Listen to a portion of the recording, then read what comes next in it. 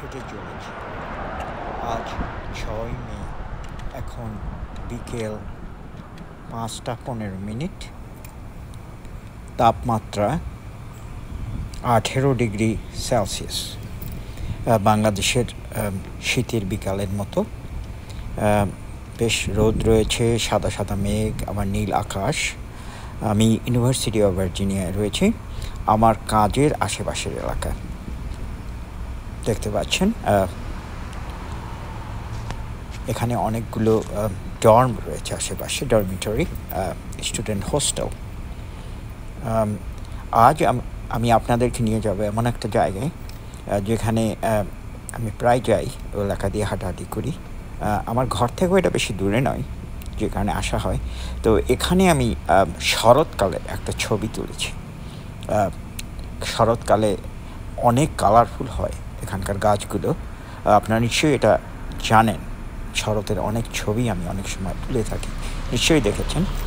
তো এখন 5:15 বেজেছে, যে কারণে কিছু গাড়ি ঘোড়া চলছে। সবাই কাজ ফেরত মানুষ ঘরে ফিরে যাচ্ছেন। আকাশে সূর্য রয়েছে, গাছের পাতার ফাঁক দিয়ে সূর্য দেখা যাচ্ছে, কিন্তু সূর্য কোনো তাপ নেই। আমি আগেই বলেছি আমাদের শীতকালটা অনেক দীর্ঘায়িত হচ্ছে। আজকে মে মাসের 6 তারিখ, কিন্তু এখনও বেশ ঠান্ডা, রাতে অনেক ঠান্ডা, এখনও গরমের লেশমাত্র আসেনি। এটি একটি ডর্ম হোস্টেল, দেখতে পাচ্ছেন নিশ্চয়ই।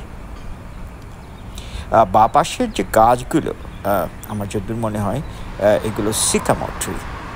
প্যারিসে অনেক এই গাছ দেখতে পাবেন, সুইজারল্যান্ডে অনেক দেখেছি এই গাছ।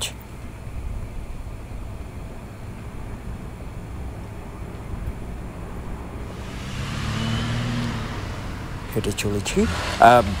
হোস্টেলটির আশপাশে দেখুন কি চমৎকার ঘন জঙ্গল, নিশ্চয়ই দেখতে পাচ্ছেন।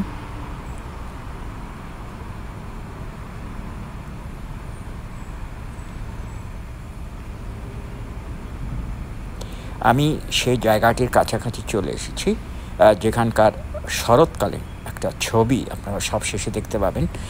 এখন গ্রীষ্মকাল এসে যাচ্ছে, সবুজ পাতা, কিন্তু শরৎকালে এখানকার পাতা যে আকার ধারণ করে, এটা আপনারা না দেখলে বুঝবেন না। দেখতে থাকুন আশপাশ এলাকা। সবশেষে আপনাদের জন্য ছবিটি দেওয়া হয়েছে, নিশ্চয়ই দেখবেন। এখন আমি এখানে কিছুক্ষণ হাঁটাহাঁটি করব।